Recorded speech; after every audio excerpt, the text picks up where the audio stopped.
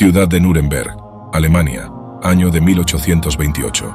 Un adolescente aparece deambulando por las calles de la ciudad. Apenas sabe hablar y lleva en su mano una carta, dirigida al capitán del 6º Regimiento de Caballerías. Este chico es Kaspar Hauser. Nadie supo jamás de dónde venía. Sus orígenes y su muerte siguen siendo un misterio. Bienvenidos a un nuevo encuentro a medianoche. Soy Theo, y hoy vamos a hablar de la vida de Kaspar Hauser, un adolescente alemán que se convirtió en el protagonista de una de las historias más enigmáticas de todos los tiempos. Kaspar apareció de repente en la ciudad de Nuremberg el día 28 de mayo de 1828. Caminaba desorientado y se dirigió a un hombre que pasaba por allí preguntándole por una calle. Según los testimonios recogidos, este hombre era un zapatero de nombre Weichmann.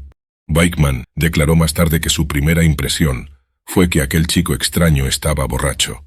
Kaspar solo le dijo el nombre de una calle y le mostró la carta que llevaba en la mano. El zapatero le llevó a la dirección de la carta, que era la casa del capitán de caballería von Wessing. Por el camino, cuando le preguntó de dónde era, Kaspar le respondió escuetamente Ratisbona, que es una ciudad alemana en el estado de Baviera. El muchacho también mencionó que quería ser soldado como su padre. Esas fueron las únicas palabras que logró sacarle el zapatero. La carta dirigida al capitán parecía estar escrita por la persona que había cuidado de Kaspar hasta aquel momento. Esto es lo que decía: le envío a este niño que quiere servir fielmente a su rey. Este niño me fue entregado el 7 de octubre de 1812, y yo mismo soy un pobre jornalero. También tengo 10 hijos propios. Tengo dificultades para salir adelante, y su madre solo me ha entregado al niño para su crianza.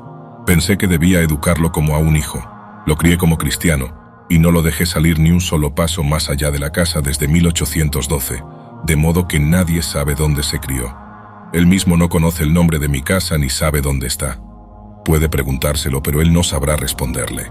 Le he enseñado a leer y a escribir. También sabe escribir mi letra igual que yo escribo. Cuando le preguntamos qué quiere ser de mayor, dice que quiere ser soldado igual que su padre.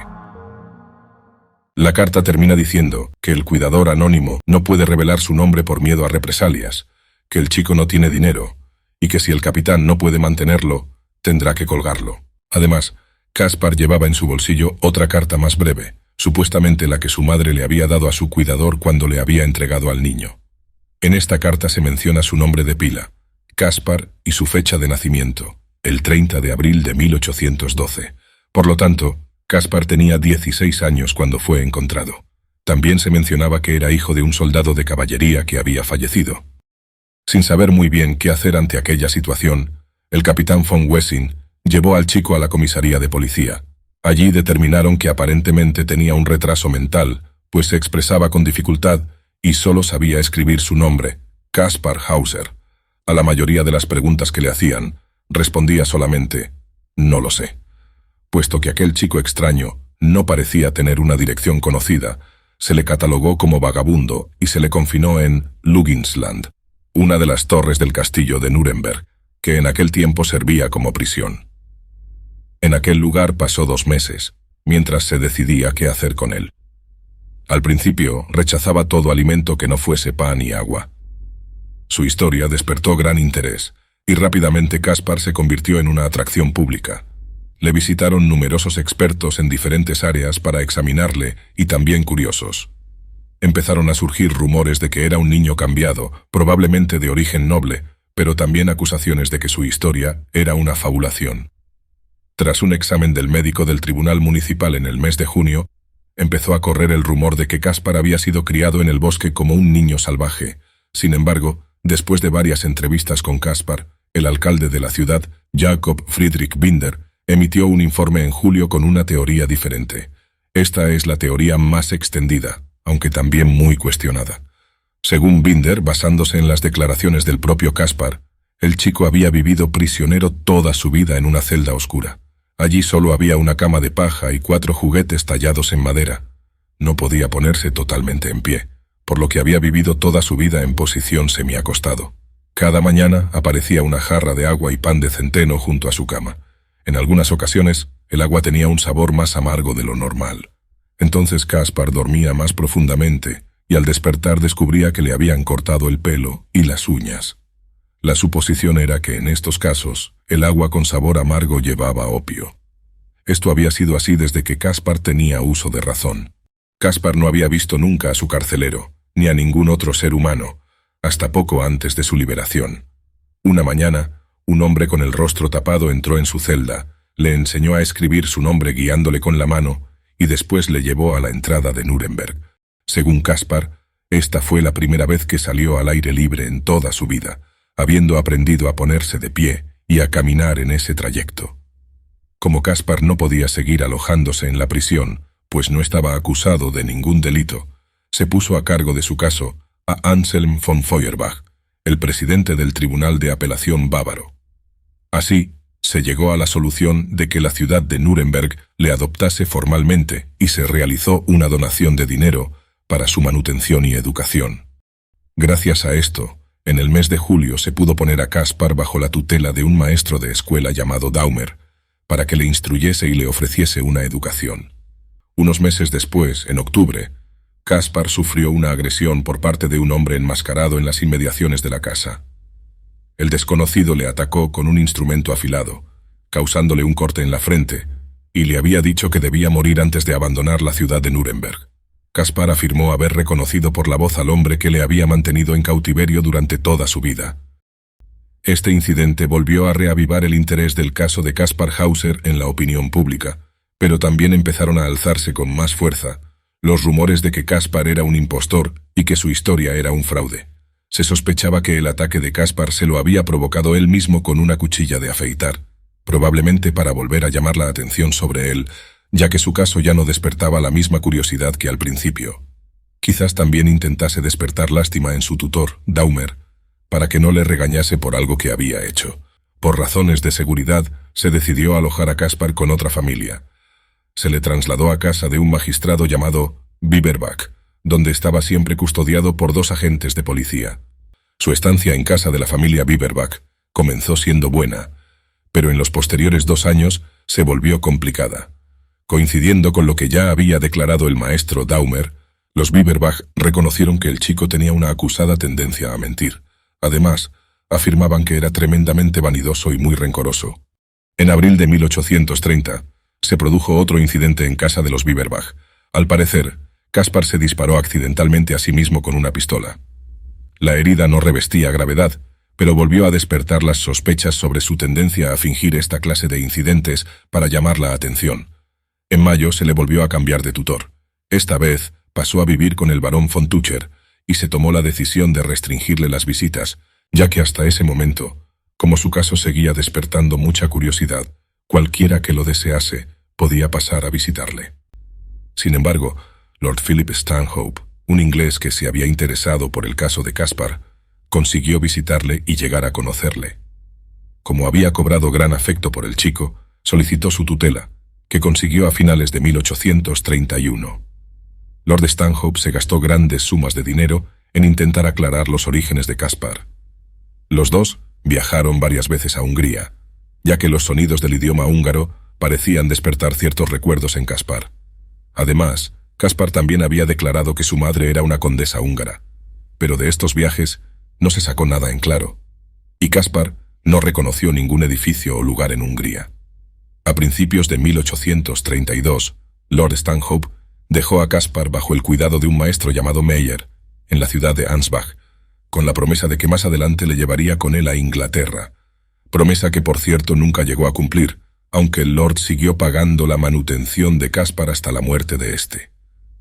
Algunos años más tarde, Lord Stanhope publicó un libro con todas las pruebas incriminatorias que había conseguido reunir para demostrar que Kaspar Hauser era un impostor. También explicó que durante los viajes a Hungría ya se despertaron sus primeras sospechas de que la historia de Caspar era un fraude. La convivencia de Caspar con el maestro Meyer en Ansbach se fue volviendo muy tensa. Como ya habían afirmado otros tutores de Caspar, el chico tenía una gran tendencia a mentir. Cuando Caspar ya llevaba casi 2 años allí, el 14 de diciembre de 1833, sufrió otro atentado en los jardines municipales. Según él mismo declaró en su lecho de muerte, un desconocido se acercó a entregarle un bolso morado de mujer, y cuando tendió la mano para coger el bolso, el desconocido le apuñaló en el pecho. Caspar murió 3 días después, el 17 de diciembre, como consecuencia de la puñalada, llevándose consigo el secreto de su origen. Cuando la policía registró los jardines, encontró el bolso morado que había descrito Caspar. En su interior, apareció una nota escrita en forma de espejo, es decir, al revés. La nota decía: Hauser podrá decirte exactamente cómo soy y de dónde vengo. Para ahorrarte la molestia, yo mismo te diré de dónde soy. Soy de... puntos suspensivos, en la frontera bávara de... puntos suspensivos, cerca del río. Puntos suspensivos. Incluso, te diré el nombre, MLO. La nota contenía ciertos errores gramaticales que eran muy típicos de Caspar. Además, se sospechaba que había sido escrita al revés para disimular la caligrafía. Por otro lado, también estaba doblada en forma de triángulo, exactamente igual que como Caspar siempre doblaba sus cartas.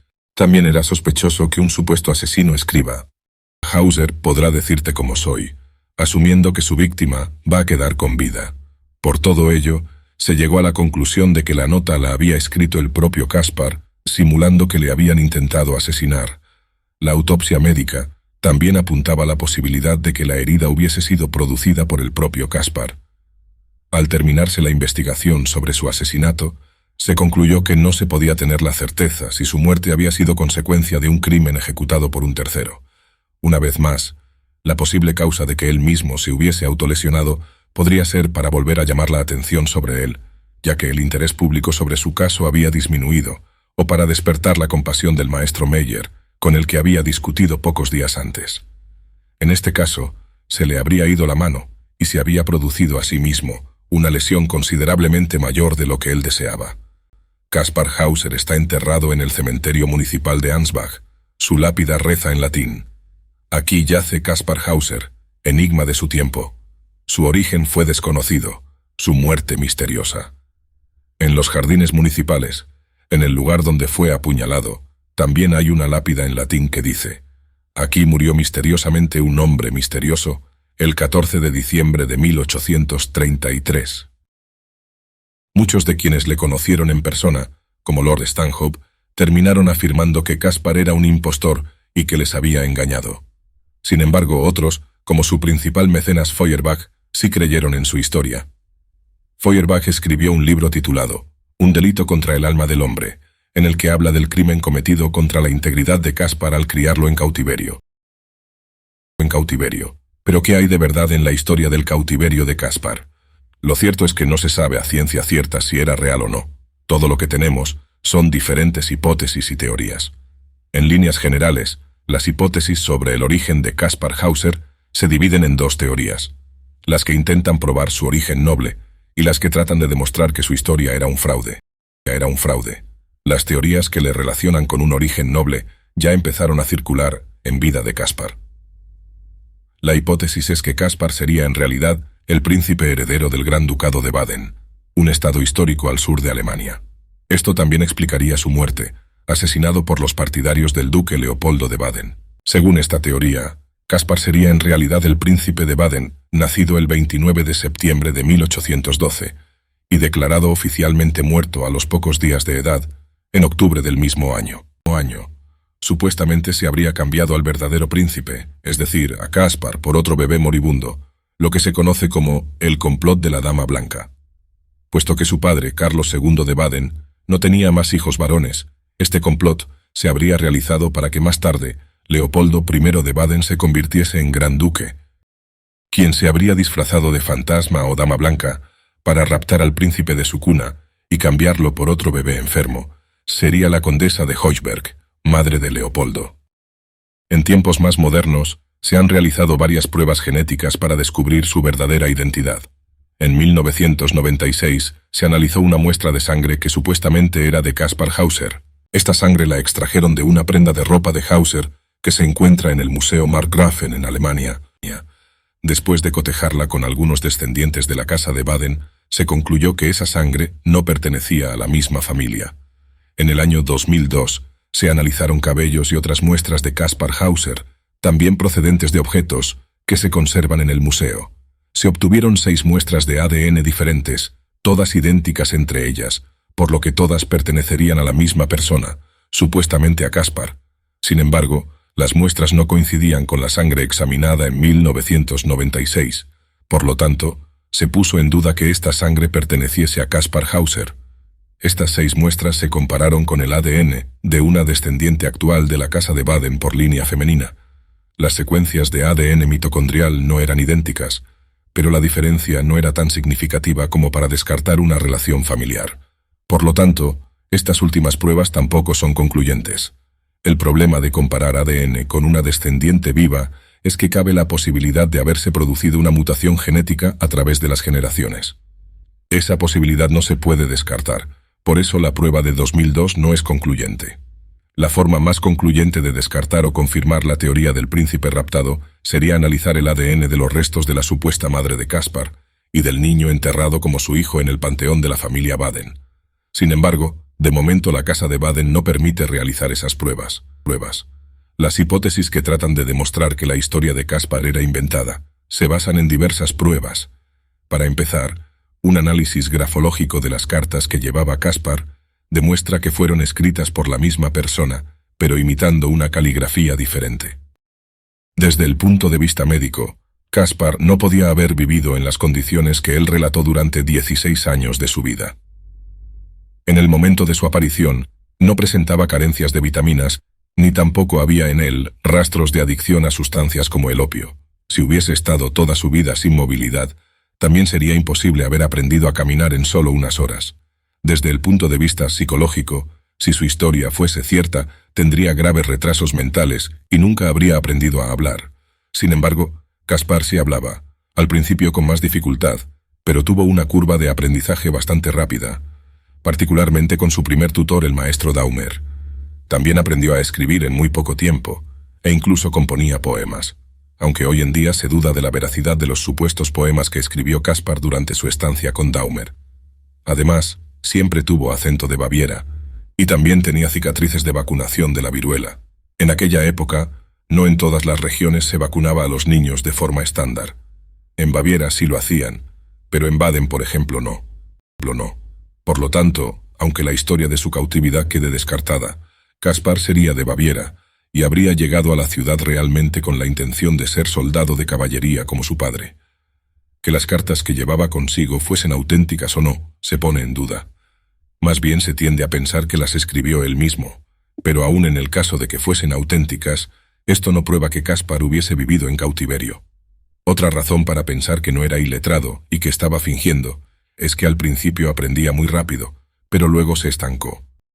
Esto puede explicarse porque primero fingía estar aprendiendo cosas que en realidad ya sabía, como escribir, pero luego le tocó aprender conceptos nuevos, cosa que ya le resultaba más difícil. Según los psiquiatras modernos, Caspar sería un caso de mentiroso patológico, narcisista y con rasgos histriónicos, entre otras cosas. Lo que algunos expertos afirman es que la sociedad que le acogió estaba muy receptiva a aceptar su historia. En pocas palabras, la historia se fue saliendo de madre. Caspar se había criado en un entorno marginal, era psicológicamente inestable y estaba ansioso por ser aceptado. Y la sociedad de la época, al igual que la de todas las épocas por cierto, estaba ávida de sensacionalismo. Algunos historiadores ven en el mito de Kaspar Hauser una creación comunitaria, en la que a fin de cuentas, él solo siguió la corriente contando lo que los demás querían escuchar. Y aquí llegamos al final de la historia de Kaspar Hauser, aunque en realidad no tiene final, porque su origen y las circunstancias que rodearon su muerte siguen siendo un misterio sin resolver. ¿Y a ti, qué teoría sobre su verdadera historia te convence más? Déjamelo abajo en los comentarios. Y no olvides suscribirte y darme un like si te ha gustado el vídeo. Nos vemos en nuestro próximo encuentro a medianoche.